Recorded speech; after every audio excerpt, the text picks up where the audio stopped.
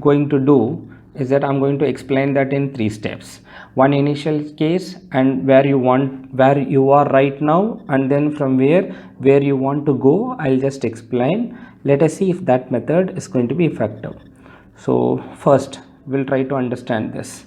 First, you are having a sphere and this sphere has a radius r and its charge on the sphere is 0. But what you want to do is you want to charge this sphere to a value q and the radius of the sphere is still r. So basically you are going to add charge to this sphere. The quantity of charge that you would like to add is capital Q. So what you will do, you can't just simply take capital charge Q and give it onto the sphere. You have to slowly, it is like charging a sphere literally means that you have to keep on adding or removing electrons. That means small quantities of charge only you are going to add into this.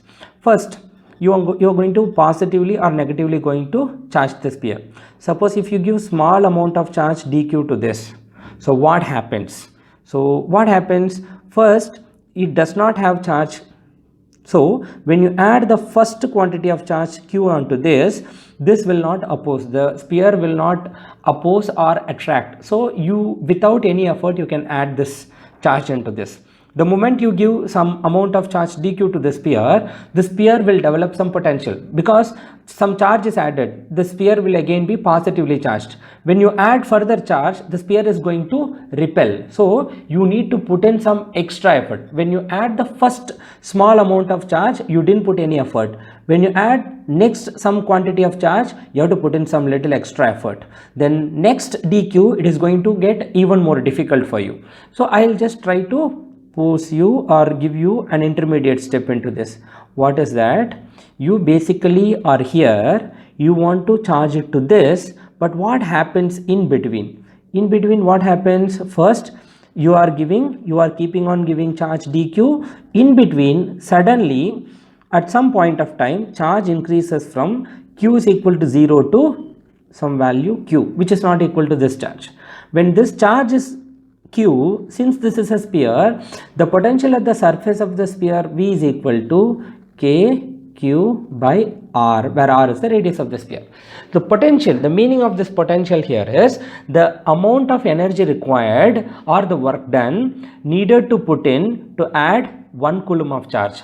When the sphere has a charge q and you need to put in this much of energy to add 1 coulomb of charge, but you have been giving charge in small quantities dq. In order to add dq, then the amount of work done equal to v times dq, because to add 1 coulomb of charge v, 2 coulomb of charge 2v, to add dq coulomb of charge v into dq.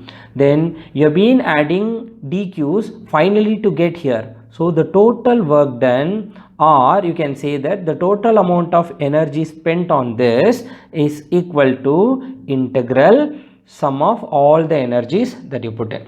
Okay, then from where to where the charge went? The charge went from 0 to capital Q. Then what is that charge? Integral V. V is equal to K Q by R into dq. Then because here let us say energy and work done are related by negative sign. I'll tell you that in a different video that requires a separate one. So kq by r into dq. Then the total energy of charging a sphere from 0 to q is equal to k by r, which is a constant. You can take that out. K by r into dq charging from 0 to q. Q dq is equal to q dq is equal to q square by 2. So k by r into q square by 2. The lower limit is 0, upper limit is q. 0 to q you are doing. So k into q square by 2 minus 0 square by 2.